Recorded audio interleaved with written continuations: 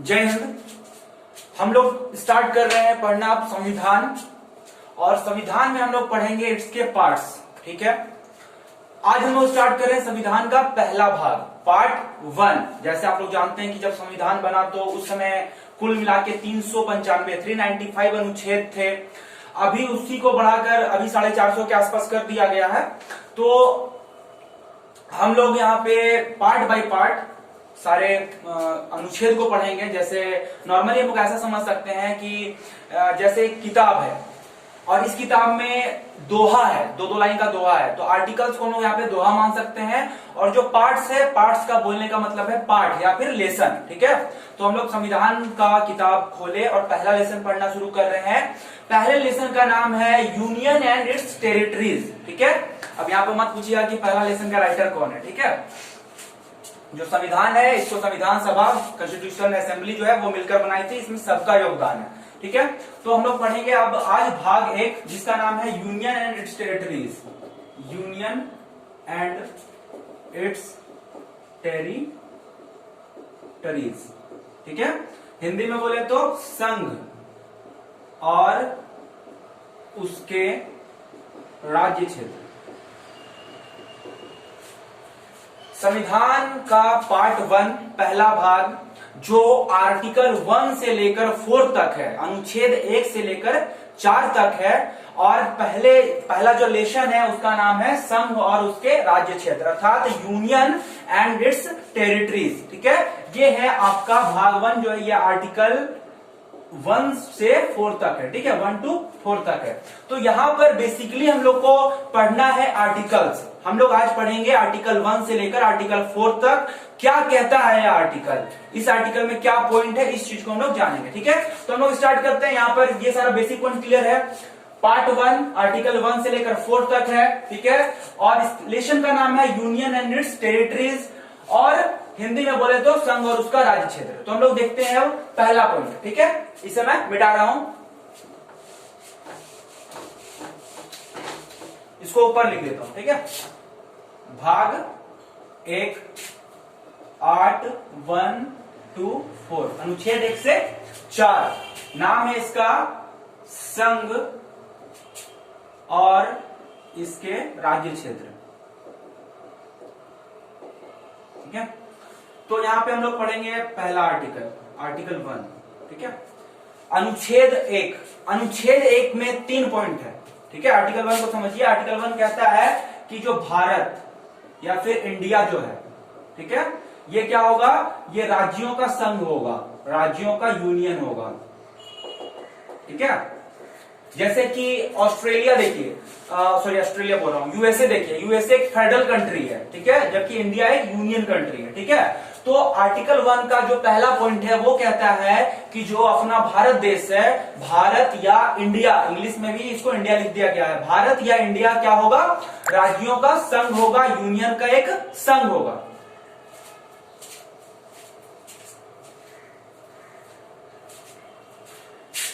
तो भाग 1 का आर्टिकल 1 जो है वो कहता है कि भारत क्या होगा, राज्यों का यूनियन होगा।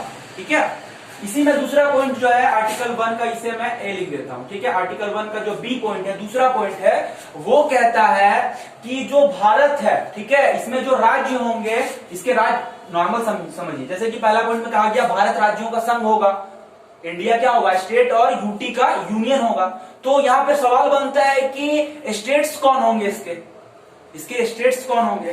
तो जो शेड्यूल 1 है, पहली अनुसूची में भारत के राज्यों का जिक्र है। जैसे कि जब परिवर्तन किया जाता है, जैसे अभी कुछ समय पहले 29 राज्य थे, जम्मू कश्मीर को तोड़ के 2 यूटी बना दिया गया, तो उस केस में 2 यूटी बढ़ गए, एक राज्य कम हो गया। फिर दादर नागर हवेली और दमन दीव को जोड़ के एक कर दिया गया, तो उस केस में फिर से यूटी में कमी आ गई। तो यूटी बोलने का मतलब है यूनियन टेरिटरीज। ठीक है, जैसे अंडमान निकोबार, पुदुचेरी वगैरह।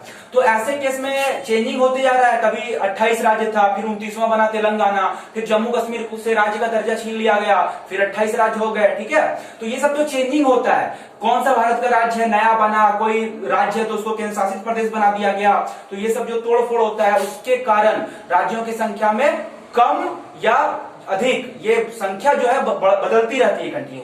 तो इसका जिक्र है आर्टिकल शेड्यूल 1 में। शेड्यूल 1 में भारत के राज्यों का जिक्र है। तो आर्टिकल 1 का जो दूसरा पॉइंट है वो कहता है कि भारत के जो राज्य हैं, भारत के जो राज्य होंगे या फिर यूटी होंगे, वो जो शेड्यूल 1 है, अनुसूची 1 है, अनुसूची 1 में जो भारत के राज्य हैं और केंद्र शासित प्रदेश है, जिस आर्टिकल शेड्यूल 1 में जिन राज्यों और यूटी का जिक्र है वही भारत के राज्य और यूटी होंगे। जिस मतलब अगर स्पष्ट समझिए, जो पहला पॉइंट है आर्टिकल 1 है, आर्टिकल 1 का सेकंड पॉइंट कहता है कि भारत राज्यों का संघ है।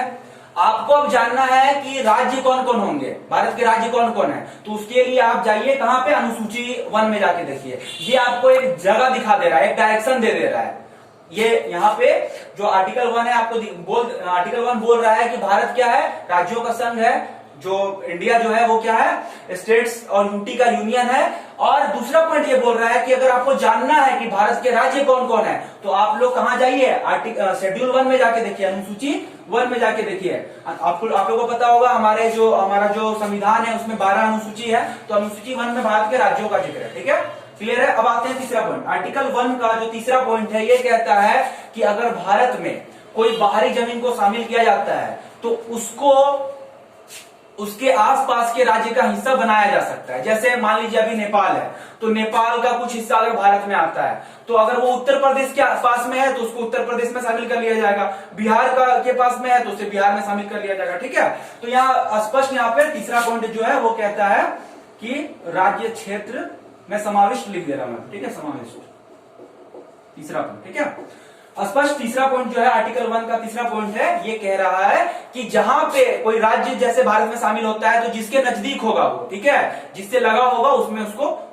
शामिल कर लिया जाएगा, उसमें उसको मिला लिया जाएगा। ठीक है, तो ये था आर्टिकल 3 पॉइंट, आर्टिकल 1 के 3 पॉइंट। पहला, इंडिया या भारत क्या होगा, स्टेट्स का यूनियन होगा, स्टेट्स में यूटी भी शामिल है। ठीक है, यहाँ पर दूसरा पॉइंट कहता है कि अगर भारत के आप स्टेट्स को जानना चाहते हैं कि कौन कौन भारत का स्टेट्स है और कौन कौन सा यूटी है, तो आप कहां पे जाइए, शेड्यूल 1 में जाइए। ये आपको एक रास्ता दिखा दिया। ठीक है, और तीसरा पॉइंट कहता है कि अगर कोई बाहरी जमीन शामिल होता है देश में तो उससे है तो उसके आसपास जो जिससे उसका सीमा साझा होगा या जिसके करीब होगा उसको उसमें शामिल कर लिया जाएगा। ठीक है, क्लियर है सारा पॉइंट यहाँ पे। ठीक है, आर्टिकल 1 यहाँ पे क्लियर हो गया। अब आइए आर्टिकल 2 समझते हैं। आर्टिकल 2 अनुच्छेद 2, अनुच्छेद 2 क्या कहता है इसको समझिए। अनुच्छेद 2 में कहा गया है कि अगर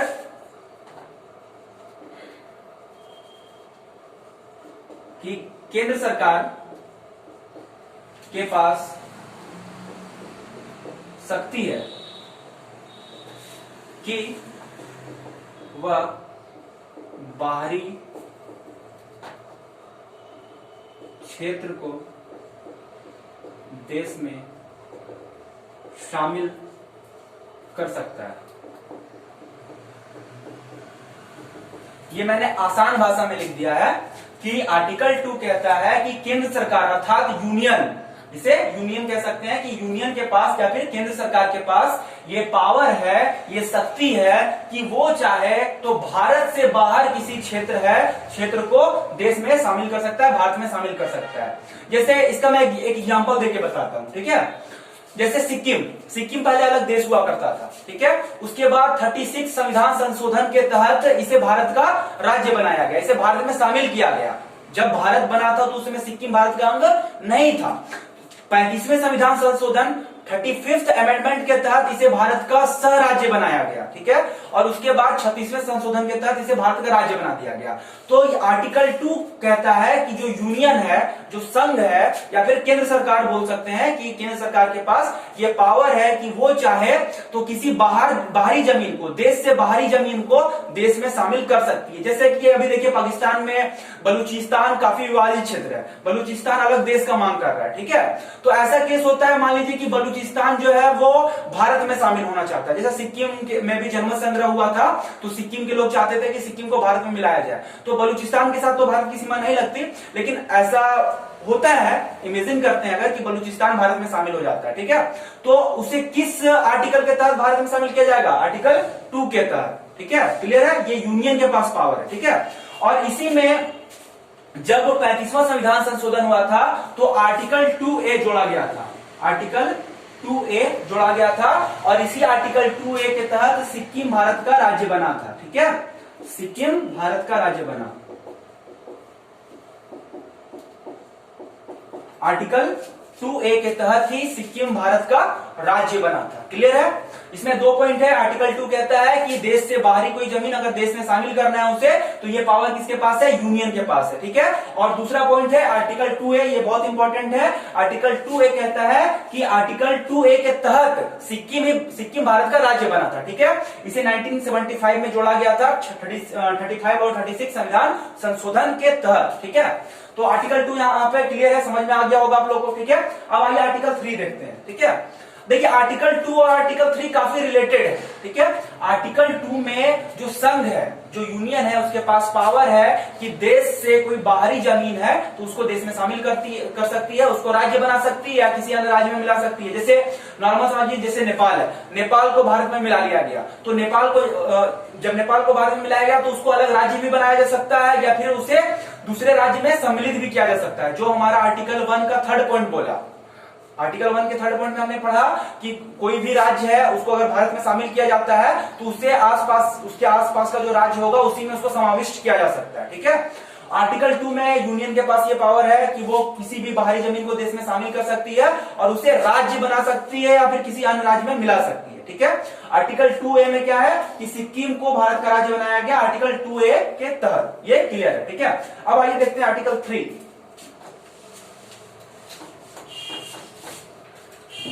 आर्टिकल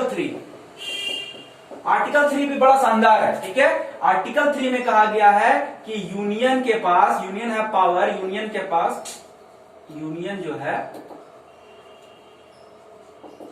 यूनियन या फिर जो संघ है या फिर इसको हम लोग केंद्र सरकार भी यहां पे बोल सकते हैं, ठीक है, कि इसके पास पावर है कि ये देश के अंदर किसी भी राज्य को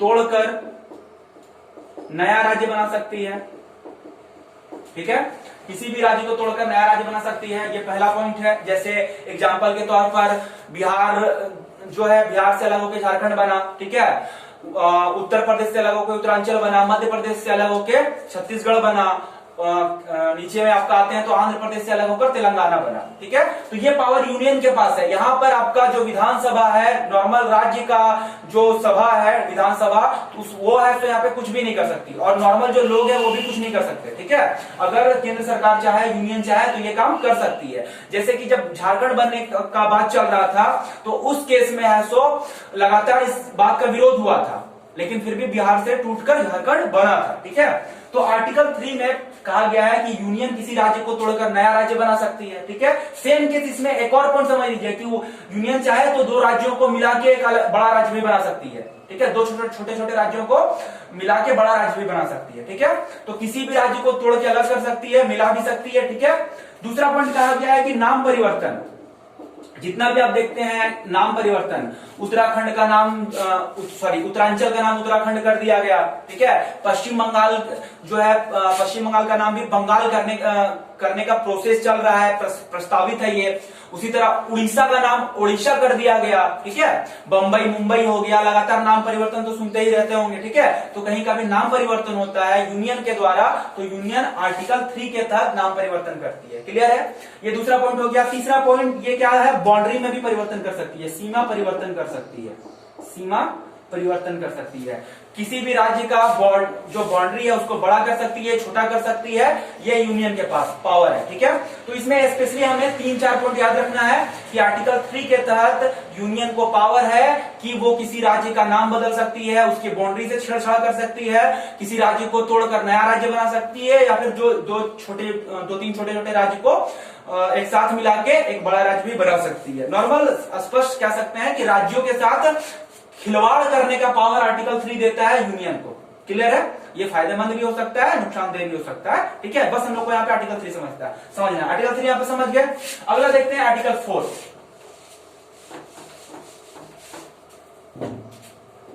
आर्टिकल 4 बड़ा आसान है, ठीक है। आर्टिकल 4 जो है ना, ये पावर देता है आर्टिकल 2 और 3 को। ये पावर देता है किसको? आर्टिकल 2 और आर्टिकल 3 को ये पावर देता है, ठीक है। कैसा पावर देता है? तो देश में कोई भी काम होता है, कोई भी कार्य होता है, तो वो राष्ट्रपति के आधार पर होता है। राष्ट्रपति के उसमें मेन जो जिम्मेवार व्यक्ति होता है वो राष्ट्रपति होता है। लेकिन आर्टिकल 4 क्या कहता है कि अगर आप आर्टिकल 2 या आर्टिकल 3 के तहत कोई भी काम करने जा रहे हैं तो आपको राष्ट्रपति की अनुमति लेना आवश्यक नहीं है, ठीक है। जैसे कि कोई भी प्रोसेस होता है तो राष्ट्रपति के नाम पर होता है वो, तो राष्ट्रपति का सिग्नेचर आवश्यक होता है उसमें, ठीक है। तो यहां पर क्या है, आर्टिकल 4 कहता है कि यूनियन जो है, यूनियन के पास एक पावर है। आर्टिकल 2 और आर्टिकल 3 में, आर्टिकल 2 में वो नया राज्य को भारत में शामिल कर सकती है, बाहरी क्षेत्र को शामिल कर सकती है, और आर्टिकल 3 में राज्य के साथ खिलवाड़ कर सकती है। तो आर्टिकल 2 और आर्टिकल 3 जो है, इसको पावर कौन देता है? आर्टिकल 4 देता है। आर्टिकल 4 कहता है कि अगर यूनियन जो है, अगर आर्टिकल 2 और आर्टिकल 3 के तहत कोई काम कर रही है तो उसे राष्ट्रपति से अनुमति लेना आवश्यक नहीं है, उसमें राष्ट्रपति से पहले पूछना आवश्यक नहीं है, ठीक है। तो क्या करना आवश्यक है कि राष्ट्रपति को बस सूचना दे देना है, ठीक है। अब मान लीजिए कि जो यूनियन है वो ज्यादा एक्टिव हो गया और पाकिस्तान को भारत में शामिल करने जा रहा है, ठीक है। तो उस केस में यहां पर क्या होगा, आर्टिकल यहाँ पे राष्ट्रपति से अनुमति नहीं लेगा, राष्ट्रपति से परमिशन लेने की जरूरत नहीं है, बस उसको फोन करके बोल दिया जाएगा कि हाँ सुनिए, हम जा रहे हैं पाकिस्तान को अपना भारत में मिलाने के लिए, ठीक है। तो राष्ट्रपति पूछेगा कि तुम ऐसे ही कैसे जा रहे हो, तो बोलेगा आर्टिकल 4 पढ़ लीजिए आप, ठीक है। तो राष्ट्रपति आर्टिकल 4 निकाल के पढ़ेगा तो बोलेगा, उसमें लिखा हुआ है कि आर्टिकल 2 या आर्टिकल 3 के तहत कोई काम होगा तो उसमें मेरे से अनुमति नहीं लेगा, बस हमको सूचना दे देगा। क्या करेगा? सूचना दे देगा, ठीक है। या फिर कोई भी नया राज्य बनाने जा रहा है, किसी राज्य का नाम परिवर्तन किया जा रहा है, राष्ट्रपति रात में सोया हुआ है, सुबह उठा तो पता चला कि बिहार का नाम बदल दिया गया, बिहार का नाम तमिलनाडु रख दिया, तमिलनाडु का नाम बिहार रख दिया, ठीक है। तो कुछ भी कर सकता है, यूनियन को पावर है। और आर्टिकल 2 और 3 के साथ यूनियन कुछ काम करती है तो उसके लिए जो राष्ट्रपति है, राष्ट्रपति की अनुमति आवश्यक नहीं है, बस राष्ट्रपति को सूचना दे देना है। ये कौन सा आर्टिकल कहता है? आर्टिकल 4 कहता है, ठीक है। तो ये जो है पार्ट 1 था, ठीक है। पार्ट 1 यहां पर कंप्लीट होता है। लेसन का नाम है union and it's territories, article 1 से लेकर आर्टिकल 4 तक, हिंदी में बोले तो संघ और उसके राज्य क्षेत्र। अगला जो पार्ट है, सेकेंड पार्ट, जिसका नाम है सिटीजनशिप, नागरिकता। तो नेक्स्ट क्लास में हम लोग पढ़ेंगे सिटीजनशिप। उम्मीद करते हैं कि सारा पॉइंट समझ में आ गया होगा। एक बार फिर देख लेते हैं। यहाँ पर आर्टिकल 1 कहता है कि भारत या इंडिया राज्यों का संघ होगा, यूनियन होगा। इसी में दूसरा पॉइंट कहा गया है कि अगर आपको इसके राज्यों को जानना है तो आप अनुसूची 1 में जाइए। तीसरा पॉइंट कहा गया है कि राज्यों को आप इसमें, जो यूनियन है, जो यूनियन के पास पावर है कि वो राज्यों को समाविष्ट कर सकती है। आर्टिकल 2 में कहा गया है कि कोई बाहरी जमीन है तो उसको यूनियन जो है वो अपने देश में शामिल कर सकती है, ठीक है। आर्टिकल 2A के तहत कहा गया है कि सिक्किम जो है आर्टिकल 2A के तहत भारत का राज्य बना। आर्टिकल 3 में कहा गया है कि जो यूनियन है वो राज्यों का नाम परिवर्तन कर सकती है, बाउंड्री को तोड़ फोड़ कर सकती है, कम ज्यादा कर सकती है, और राज्यों का जो आकार है वो छोटा बड़ा कर सकती है, राज्यों को तोड़कर नया राज्य बना सकती है, राज्यों को मिलाकर कोई बड़ा राज्य बना सकती है, ठीक है। और आर्टिकल 4 आर्टिकल 2 और आर्टिकल 3 को पावर देता है। क्या चीज का पावर देता है? कि इसके लिए जो यूनियन है वो राष्ट्रपति से परमिशन नहीं लेगी, बस राष्ट्रपति को इन्फॉर्म कर देगी। सारा पॉइंट आप लोगों को समझ में आ गया होगा। जय हिंद।